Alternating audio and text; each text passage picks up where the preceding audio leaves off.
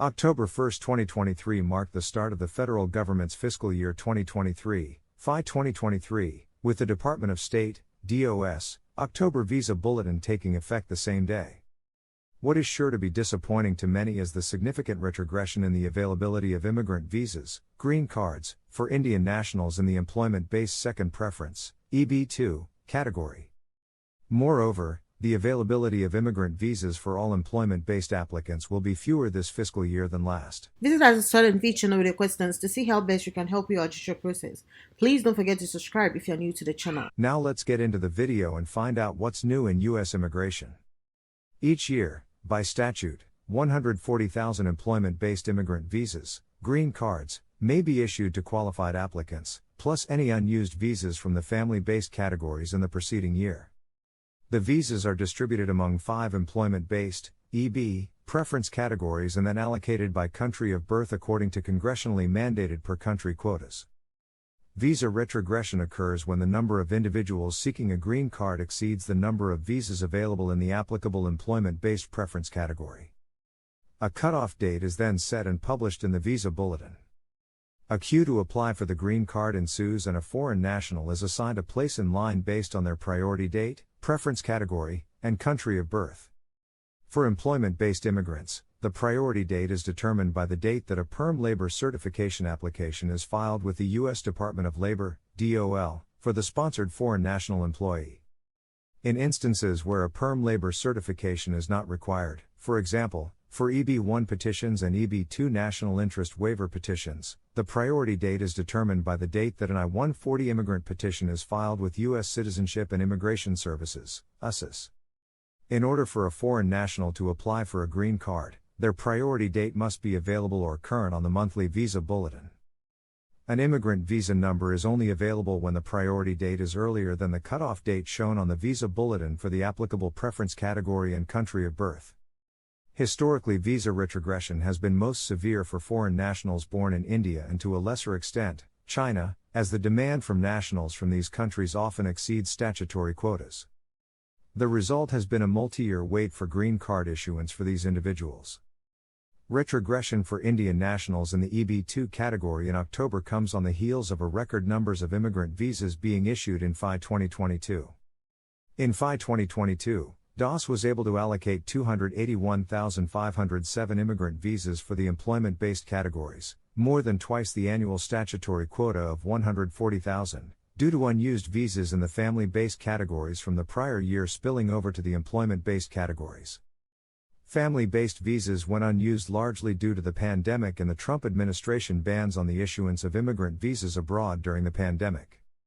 According to USCIS FAQs, the employment-based annual limit for FY 2023 will be higher than it was pre-pandemic, but lower than it was in FY 2021 and FY 2022.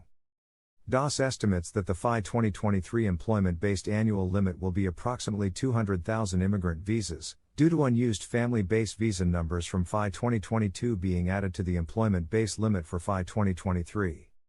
With the projected reduction in the number of employment-based immigrant visas available in FY 2023, USCIS and DOS collaborate to control the allocation on a monthly basis through the Visa Bulletin, taking into consideration numerous factors including, but not limited to, the inventory of adjustment of status applications already pending with USCIS and whether they can be advanced to approval in the fiscal year, the projected percentage of applications that will not be approved, and the number of applications for the same individual but in different categories, with the stated aim of issuing as many of the available visas as possible within the fiscal year.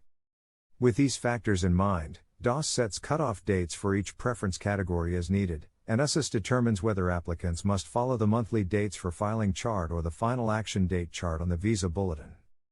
If we look at October 2022 Visa Bulletin dates, with the publication of the October 2022 Visa Bulletin, USCIS determined that applicants may use the dates for filing chart to determine eligibility to file adjustment of status applications.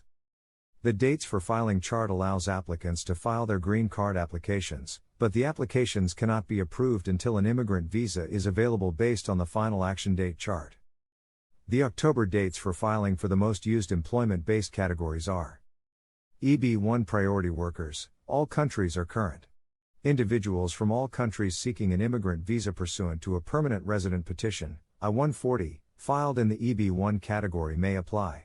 EB2 members of the professions holding advanced degrees/persons of exceptional ability, all countries except China and India are current. China's cutoff date is July 8, 2019.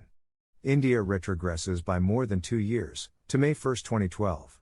EB3 professional and skilled workers, all countries except China and India are current.